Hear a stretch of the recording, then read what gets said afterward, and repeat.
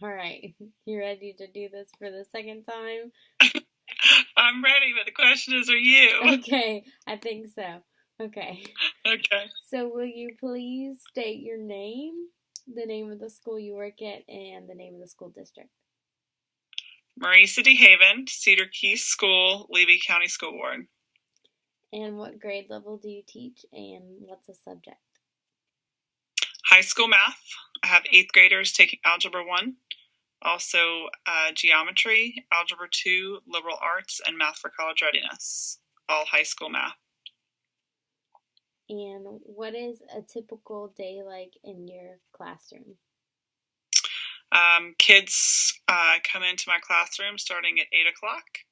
I have classes back to back for 5 periods until lunch, and I have one more class after lunch, and then I get my planning period.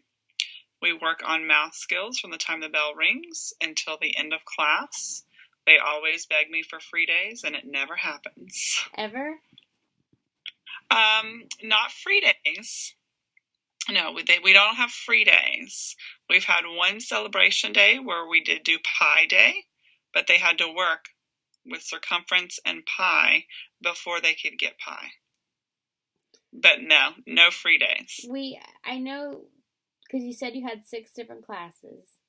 Mm-hmm. And we did talk about the different class sizes that you had. Right. And what was it, like 4 to 20 something students? Yes, I have one class, my first period class, I have a liberal arts class. I have 2 periods of liberal arts. One of them has 4 students and one of them has 2 students. But the class period that I have 2 students has 2 other students that are working on online math courses that I help with. So I'm teaching 2 different things at the same time. And the reason those numbers are low is because since we're such a small school, those are the only students that needed that math course that fitted that time schedule. So I have four students in 2 of my classes. My geometry class is a geometry and geometry honors mixed, and it has 23 students. And then my other classes, one has 14, one has 17, and my algebra 2 has 8. So I don't have that many kids in each one of my classes, but I do have 6 different preps. A lot of classes, yeah. So what made you decide to teach at the high school level? Well, it's kind of middle high. Well, I've always liked math. Math was an easy subject for me. Everything that I deal with is numbers. Like even in my head, I deal with numbers. I see patterns in everything that I see. And I originally wanted to be a middle school math teacher. But then when I found out the math courses I'd have to take at college, I decided to go for elementary education and then work my way up to middle school. And that's what I was teaching when I decided to resign to stay at home with my kids. Now all of my kids are in school, so I decided it was time for me to go back. And the position that was opened up this year at the school where my kids are is high school math. So I applied for the high school math and got the high school math. What is the most challenging and rewarding part of your job? The most challenging is dealing with students who are ready to be done and graduated and feel like they have nothing else to learn in high school. They've already learned everything that there is, and still keeping them on task and being able to teach to them. One of the most rewarding things is having those students finally get something after you've taught a concept and they finally realize, oh, that's why you do something and that's what it's for. Right. So was it difficult for you, like, coming back to the classroom after, staying home with your kids? Yes. For the last 9 years, all I've done is take care of my family, and now I have a full-time job on top of that. So all the housework, the laundry, the dishes, all of that's still there, the cooking, the cleaning. On top of that, I have 4 kids to help with homework, 4 kids to get ready for bed, and then they're still grading and prepping for the next day after I get home. So finding that balance between home and work has really been tough. Also, I'm in my 5th year on my certification, so I have to have all my certification points in 1 year instead of the 5 years, and I have to take the high school math certification test before the end of the school year.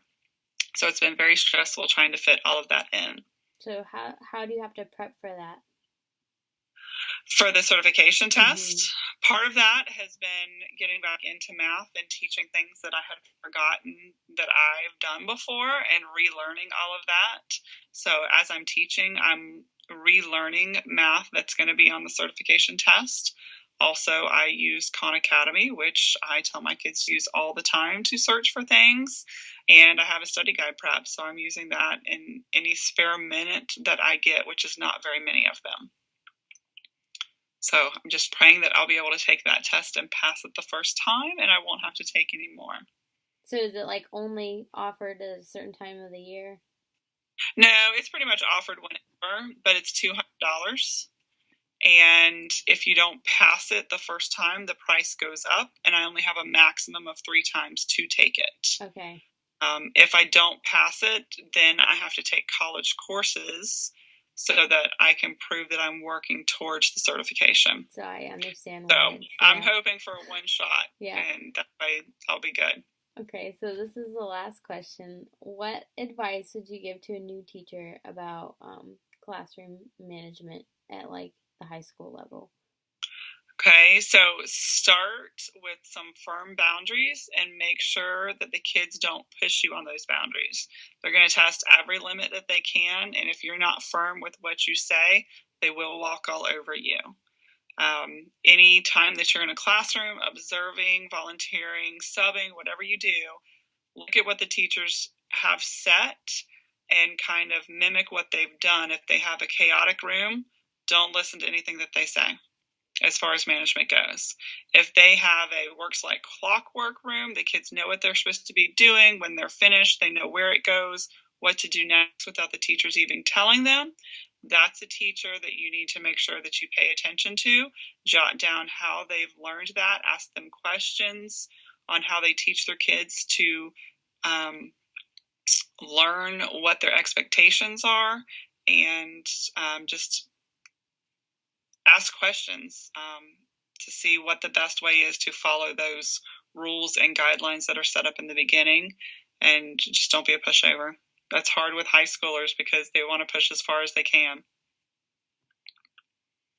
Thank you. You're welcome. Thank you very much. So how do you think it went the second time? What did I think of the second time? Yeah.